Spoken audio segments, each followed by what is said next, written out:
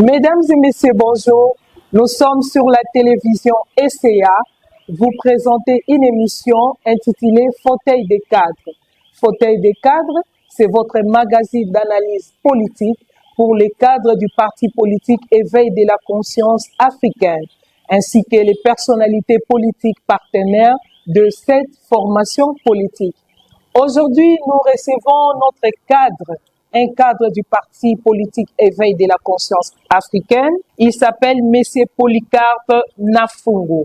M. Polycarpe Nafungu est un président du comité national des inspecteurs au sein du parti politique SCA.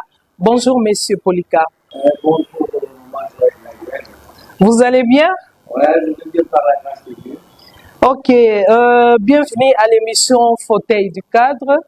L'émission Fauteuil des cadres, c'est une émission conçue juste pour la visibilité des acteurs politiques et ça fait aussi la promotion, la propulsion de nos cadres du parti acteurs politiques.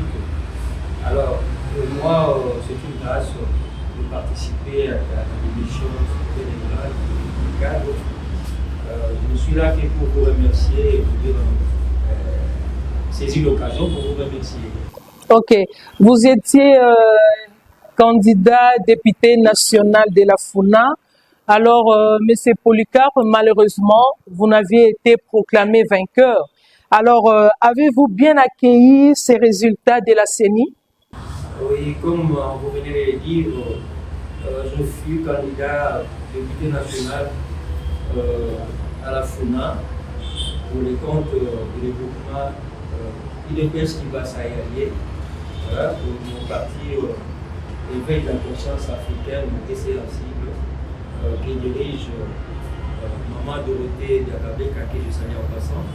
Et je profite aussi pour saluer mon siège Étienne Tshisekedi de Donc je fus candidat malheureux à la députation nationale passée.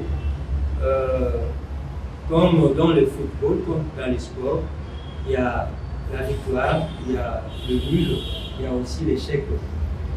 Ce sont les trois résultats qui suivent après un match. Sportivement, j'avais bien accueilli la nouvelle, la proclamation de la CENI, malgré les ambitions de tous de réussir, de gagner. Dommage que ça n'a pas pu tenir. Étant humain, il y a des émotions aussi, peut-être des stress à ce moment-là. On s'attendait à quelque chose d'autre et une autre chose qui se présente. Et pourquoi on s'est préparé? On a accueilli sportivement les résultats de la CENI. Alors, M. Polycarpe, quelles sont les démarches que vous avez entreprises ou bien vous avez bien accueilli ces résultats? Votre échec? Ah ouais, bon, le vin a été tiré, il fallait toutefois le voir. Alors, je n'avais entrepris aucun match. Donc, comme je l'ai dit l'autre début, j'ai accueilli sportivement les résultats, donc le vin a été tiré, il fallait le voir. Ok. Alors, après cette malheureuse expérience, allez-vous vous donner encore la chance prochainement, en 2028? Et comment comptez-vous y prendre? Par la grâce divine, nous croyons vraiment que nous serons au rendez-vous de 2028. Si Dieu ne peut pas être vu, nous serons juste à la course, nous serons au rendez-vous, nous serons très déterminés. Vous savez, Maman Joël, comme on dit, l'expérience là, ça rend sage. La petite expérience que nous avons passée, ça nous a rendu encore très sages, très intelligents. Et ça nous a poussé à améliorer prochainement nos stratégies,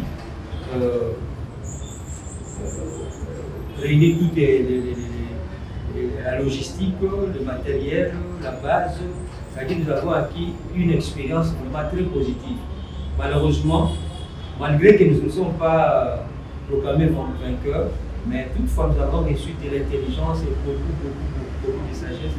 Alors nous allons affronter les échéances prochaines avec détermination, comme dit-on, la lutte à continuer, la victoire est certaine. Donc nous sommes là très déterminés, très forts à la prochaine. Ok, je vous rappelle encore, chers téléspectateurs, nous sommes sur la télévision SCA TV. Nous sommes sur l'émission Fauteuil des cadres. Monsieur Polycarpe Nafungu est un cadre du parti politique Éveil de la conscience africaine. Il a été un candidat député national malheureux. Il n'a pas été vainqueur. Alors, nous sommes aujourd'hui avec lui sur ces plateaux de la télévision SCA Télévision. Et le président Polycarpe, il est président du comité national des inspecteurs à l'éveil de la conscience africaine. Alors, je reviens encore à vous, monsieur le président. Est-ce que vous êtes un acteur politique?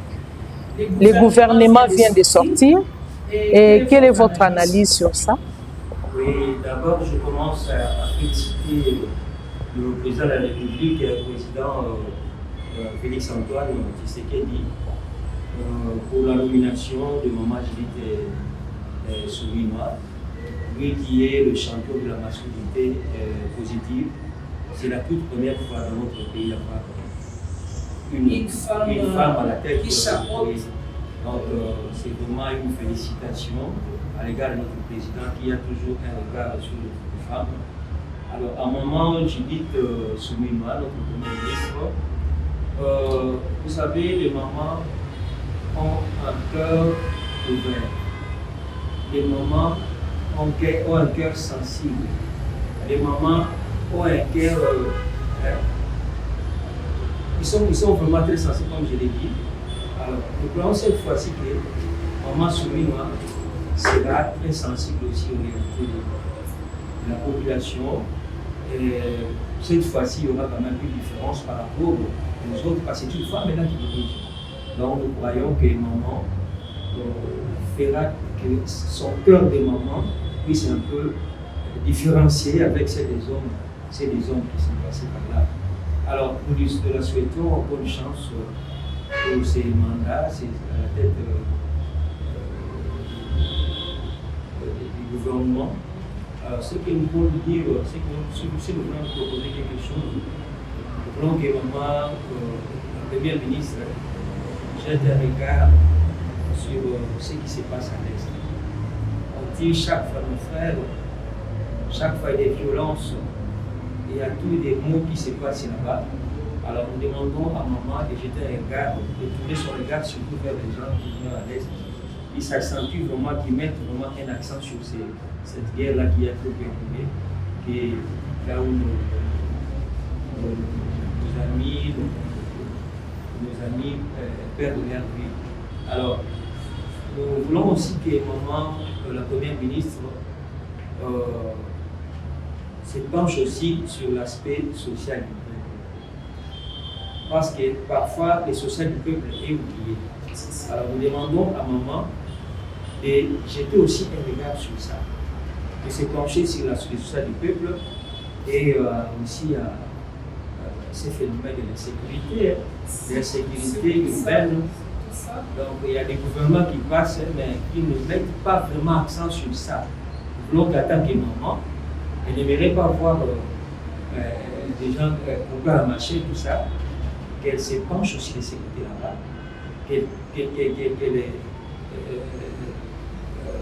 qu'elle raisonne assez dans ce sens-là pour mettre un peu un feu dans la sécurité, sur la sécurité qu'il y a ici à Kinshasa et ailleurs. Vous savez que c'est presque partout, des sécurités urbaines là.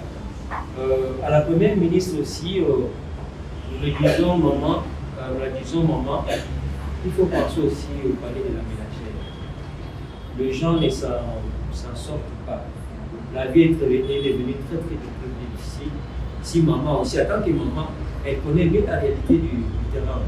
Donc ça serait mieux maman, si tu penses aussi à la réalité du panier de la ménagère. Alors, ce que nous pouvons aussi vous proposer, c'est de penser aussi à la construction des routes et des serres agricoles. C'est aussi une stratégie qui pourra faire aussi que les sociales soient bien.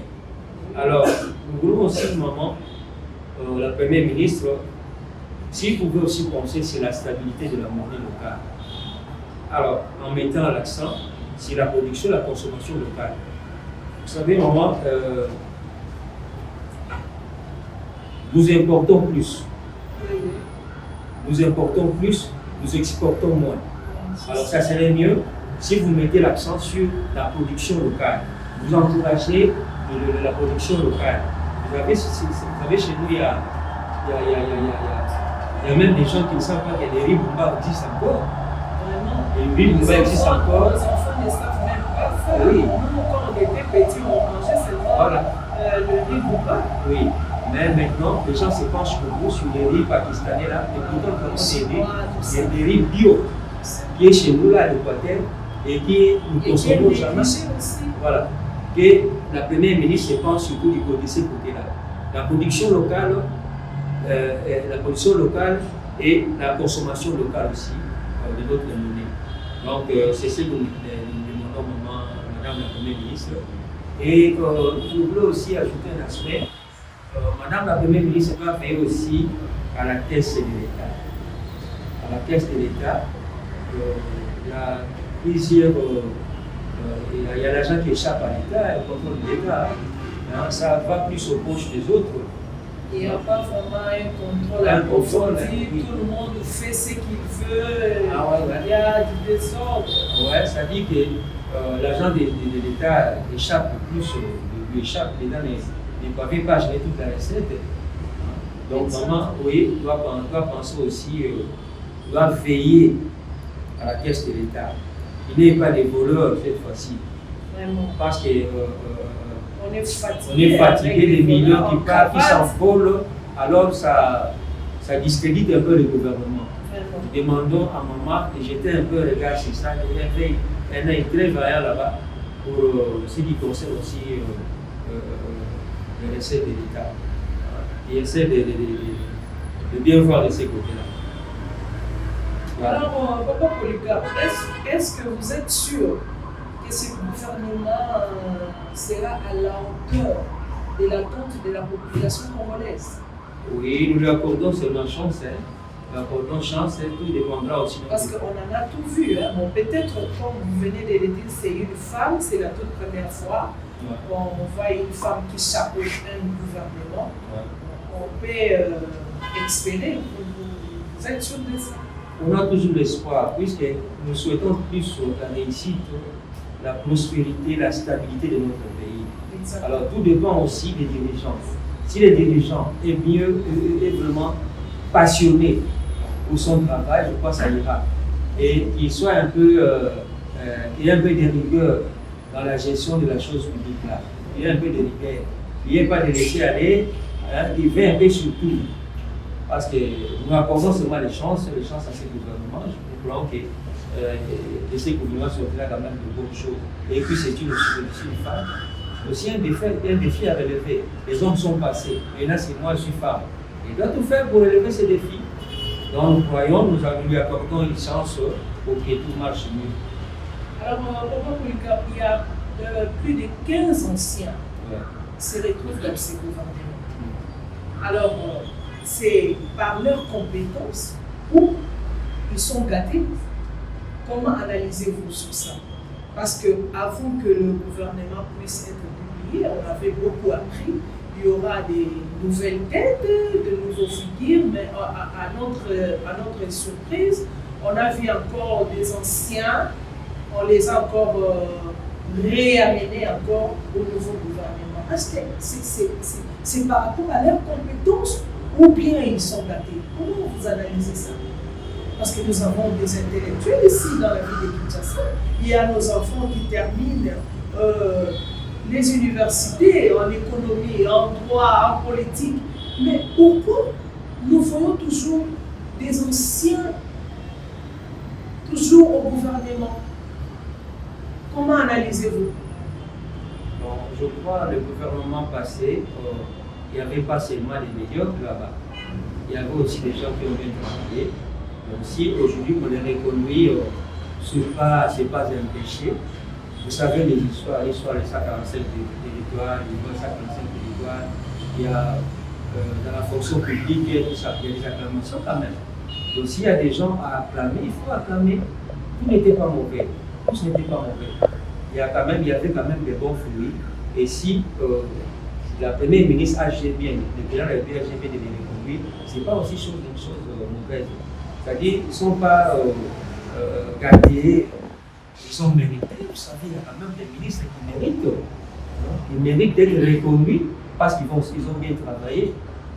Donc moi, je ne sais pas, je ne crois pas que c'est une récompense. Non. Ils ont mérité, ils ont bien travaillé, ils se sont reconduits. Bien que l'imperfection, c'est de la nature humaine. Donc ils ne sont pas purs, ils ne sont pas saints, mais du moins, ils ont bien travaillé. Ils ont bien travaillé, c'est pour ça qu'ils sont reconduits au nouveau gouvernement. Donc c'est ça. Ok, Monsieur le Président, votre mot de la fin, parce que là nous entamons vers la fin de notre émission. Et quel est votre mot de la fin pour d'abord pour la population congolaise qui en a marre et fatiguée? Mon mot de la fin pour cette émission, je m'adresse d'abord au gouvernement. Sachez que le peuple vous regarde cette fois-ci ou jamais. Donc nous accordons la chance de bien travailler aux ministres qui sont au gouvernement, qui défendent d'abord de là où ils viennent. Vous savez, Maman Joël, une personne qui est licenciée en droit de l'université de Kinshasa, si il part voler au gouvernement, donc l'université de Kinshasa forme des voleurs. Ils doivent défendre d'abord leurs valeurs. On nous dit que dans le gouvernement, il faut mettre des technocrates. Quelle déception, nous ne voyons pas parfois.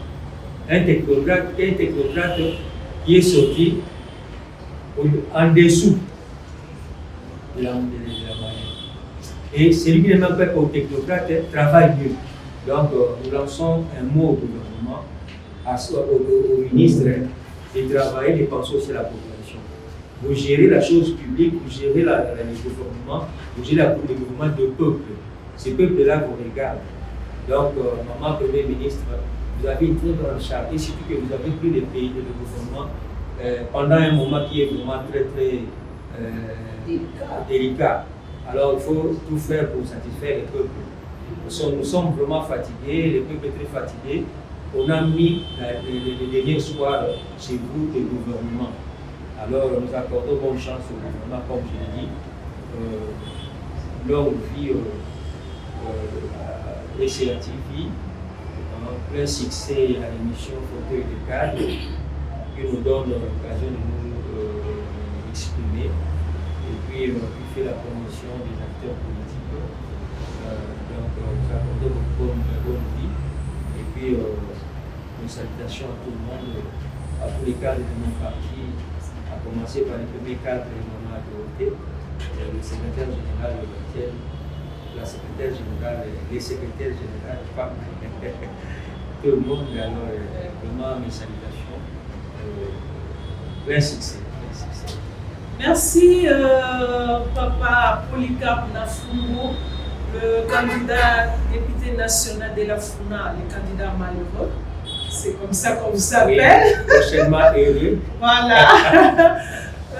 Merci chers téléspectateurs d'avoir suivi notre émission Fauteuil des cadres. Restez fidèles au programme de l'ECA TV. Vous ne serez jamais déçus. Et à la prochaine. Bye.